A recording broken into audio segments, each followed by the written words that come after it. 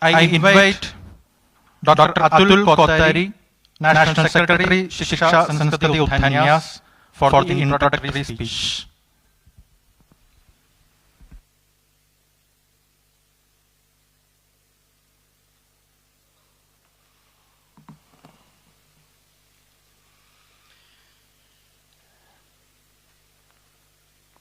विद्याभाषा समिति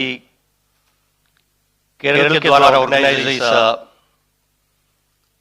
फंक्शन के chief guest राष्ट्रीय स्वयंसेवक संघ के आरएसएस के प्रमुख माननीय डॉक्टर मोहन भागवत जी, केरल के गवर्नर डॉक्टर राजेंद्र अर्लेकर जी,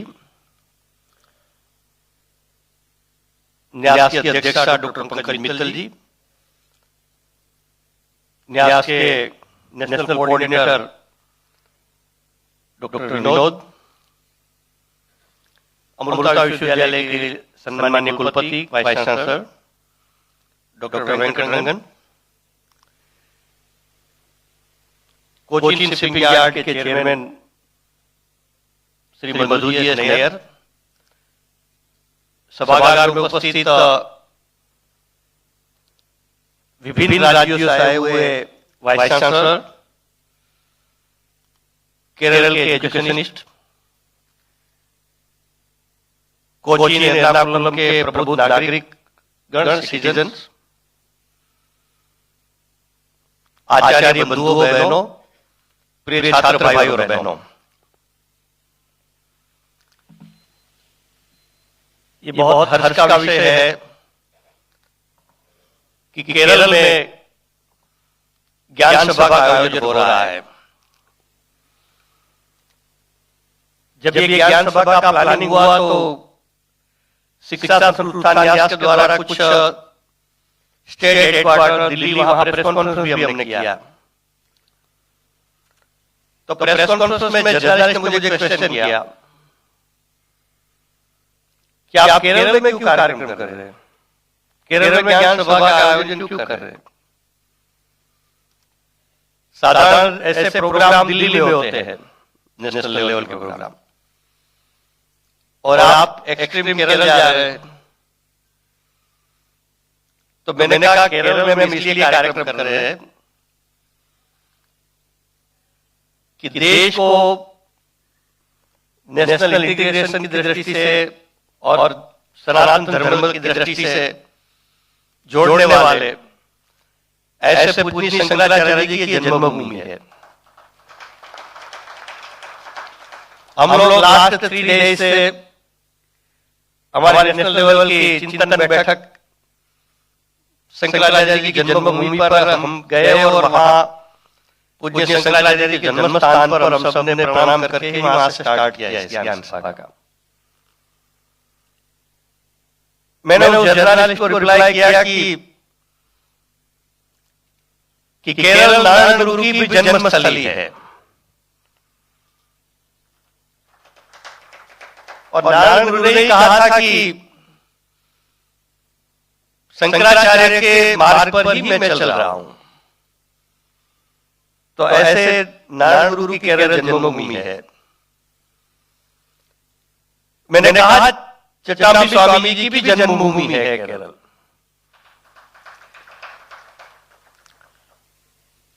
तो इस प्रकार सीरीज ऑफ महापुरुष यहां हुए हैं केरल में। सभी का नेम काउंट करना इम्पॉसिबल है।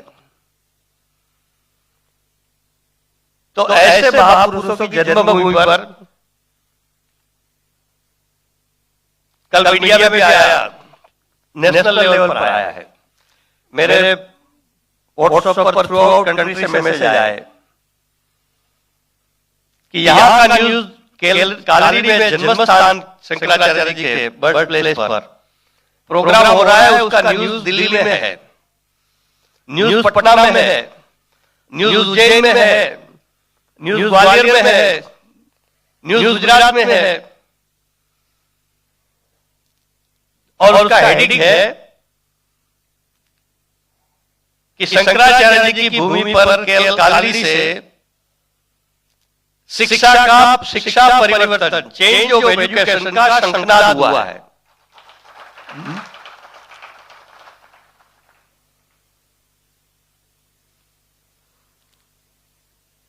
तो हमारी एजुकेशन सिस्टम में जो चेंजेस होना है,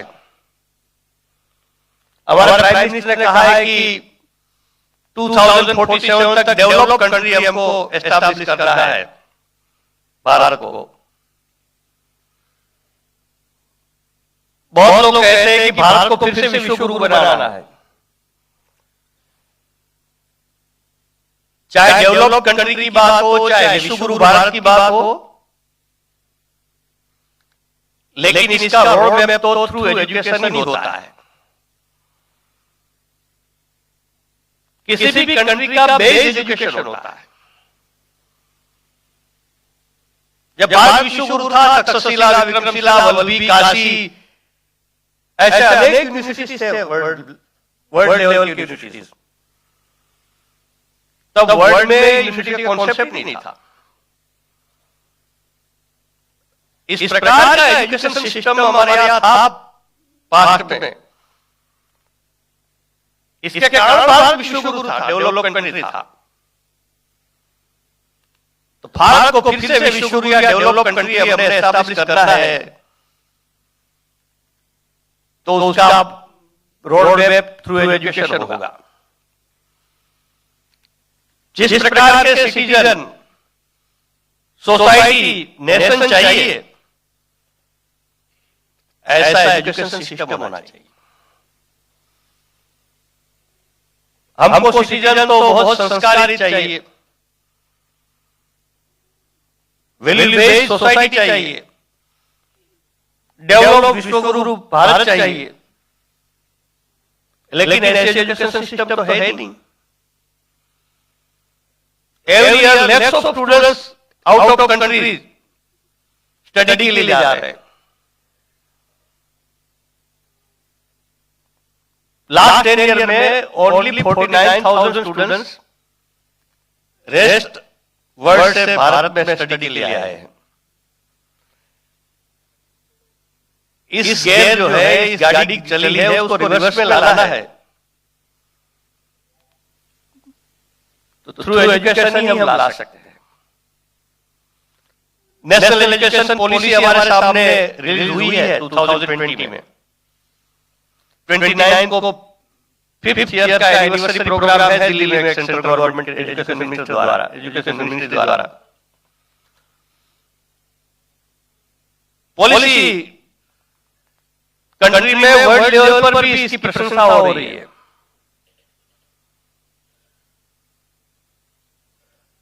But what about implementation? The big problem and challenges implementation का है। फर्स्ट पॉलिसी आफ्टर डेमोक्रेसी 68 में आई, सेकंड पॉलिसी 86 में आई। Many commission, task force established, central government, state government also. Task force, commission ने, policy ने बहुत सारे गुड सजेशंस दिए, लेकिन हम सब एजुकेशन फील्ड के लोगों की will power, weak will power से कारण इंप्लीमेंटेशन नहीं हुआ। इसलिए हमारी एजुकेशन सिस्टम का ग्रेजुअली इंप्रूवमेंट के बदले रिवर्स में हमारी गाड़ी चल पड़ी।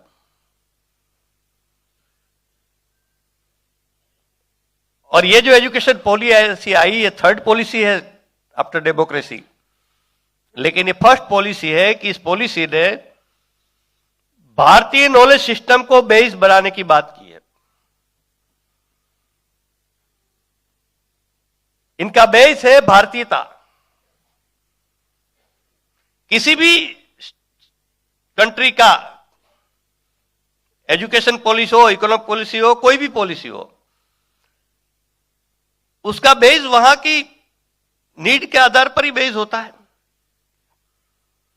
यूनेस्को की डेलस कमिटी ने भी अपने रिपोर्ट में कहा है कि किसी भी देश की एजुकेशन पॉलिसी का बेस क्या होना चाहिए, तो उन्होंने कहा है कि उस देश की कल्चर एंड डेवलपमेंट उसका बेस होना चाहिए। जो वहां के कल्चर है और वहां के डेवलपमेंट की नीड है, उसका बेस आधार पर पॉलिसी होनी चाहिए। 70 ईयर तक भारत की एजुकेशन पॉलिसी, कोई भी पॉलिसी भारत की नीड के अनुसार नहीं बनी, भारत के कल्चर के अनुसार नहीं बनी। ये फर्स्ट पॉलिसी बनी है। इसलिए भारतीय नॉलेज सिस्टम ये फिर से एस्टैब्लिश करना है थ्रू आउट कंट्री में, तो इनका स्टार्टिंग एजुकेशन से ही होगा। इसलिए शिक्षा सुष्ठु उत्थान न्यास देश भर में कुछ स्टेट गवर्नमेंट के साथ मिलकर यूनिवर्सिटीज में, आईआईटी में, एनआईटी में, विभिन्न यूनिवर्सिटीज में हम लोग इस पर काम कर रहे हैं।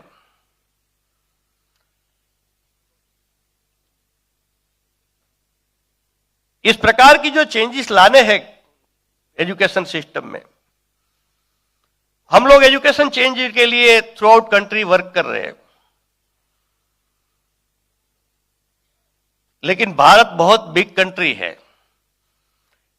किसी भी देश की एजुकेशन सिस्टम चेंज करना किसी वन इंस्टीट्यूशन ऑर्गेनाइजेशन से पॉसिबल नहीं है। ये हम लोग बड़ी बात ही समझते हैं।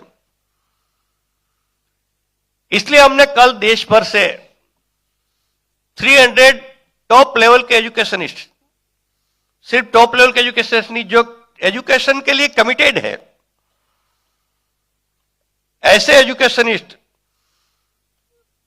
वाइस चांसलर होंगे, डायरेक्टर्स होंगे, सेंट्रल इंस्टीट्यूट के चेयरमैन होंगे, सेक्रेटरी, मेंबर सेक्रेटरी होंगे, या हमारे बीच में बैठे हैं एआईसीटी चेयरमैन है, अभी यहां यही बैठे हैं।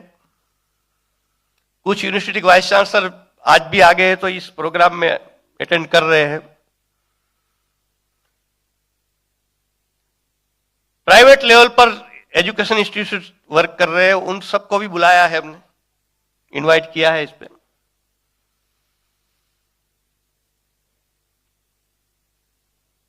डेमोक्रेसी सिस्टम में किसी भी प्रकार का चेंजेस करना है, पॉलिसी इंप्लीमेंट करना है,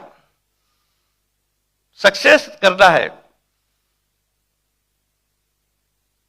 तो इसमें गवर्नमेंट और सोसाइटी और एजुकेशन की जब तक बात है तो सोसाइटी में हम सब एजुकेशन फील्ड से जुड़े हुए का मेन रिस्पॉन्सिबिलिटी है।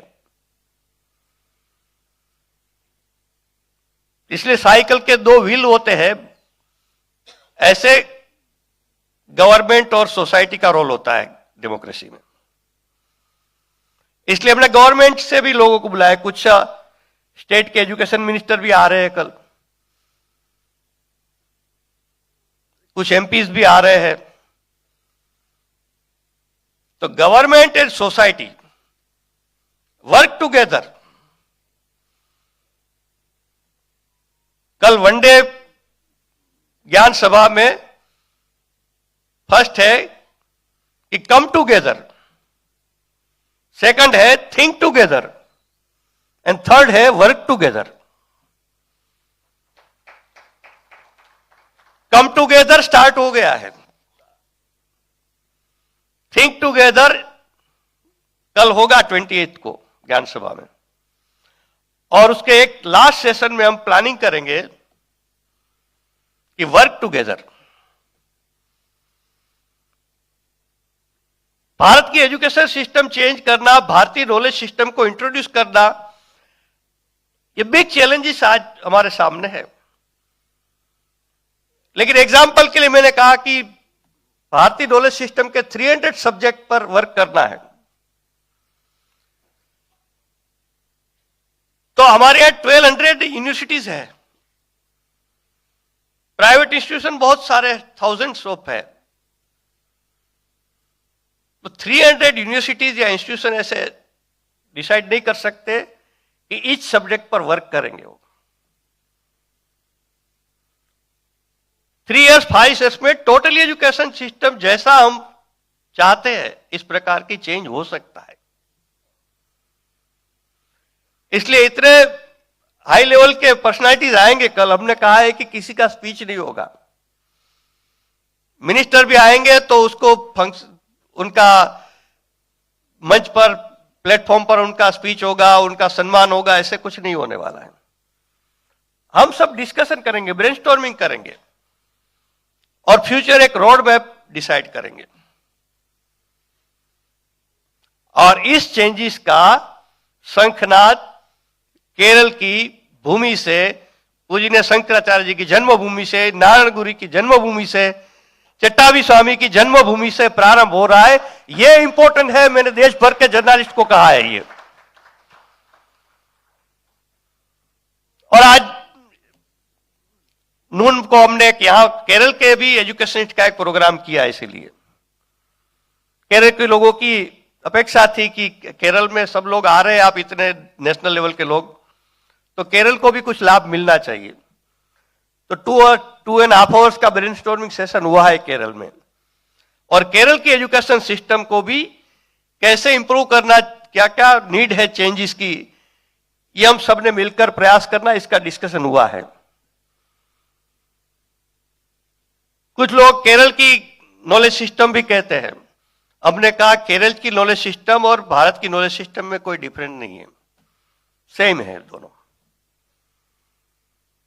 इसलिए मैं इस मंच से आह्वान करता हूं कि केरल के एजुकेशनिस्ट आज यहां इकट्ठे आए थे, गवर्नमेंट के कोई आए थे कि नहीं, आई डोंट नो, लेकिन इस प्लेटफॉर्म से मैं सभी को आह्वान करता हूं कि केरल के एजुकेशनिस्ट, सोसाइटी के लीड करने वाले लोग, और केरल गवर्नमेंट को भी मैं रिक्वेस्ट करता हूं, और हमारा तो MP government, Gujarat state government मिलकर हम लोग एजुकेशन चेंज के लिए, इंप्लीमेंटेशन के लिए कार्य कर रहे हैं। तो केरल में भी ये काम हम लोग करने के लिए तैयार है, वी आर रेडी। तो इस प्रकार देश की एजुकेशन सिस्टम चेंज करना है, लेकिन टोटली में एकदम नहीं हो सकता है। हर स्टेट का एजुकेशन सिस्टम चेंज करना पड़ेगा, हर यूनिवर्सिटी में वर्क करना पड़ेगा, सेंट्रल इंस्टीट्यूट में वर्क करना पड़ेगा, स्कूल कॉलेजेस में वर्क करना पड़ेगा।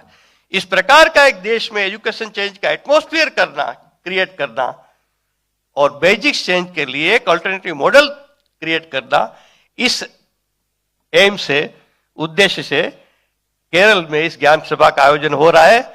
आप इस फंक्शन में इतनी बड़ी संख्या में आए हैं। अमृता यूनिवर्सिटी और आप सब एजुकेशन ने मिलकर यह आयोजन किया है, इसलिए आप सभी का शिक्षा उत्थान न्यास की ओर से बहुत बहुत धन्यवाद। पुस्तक प्रकाशन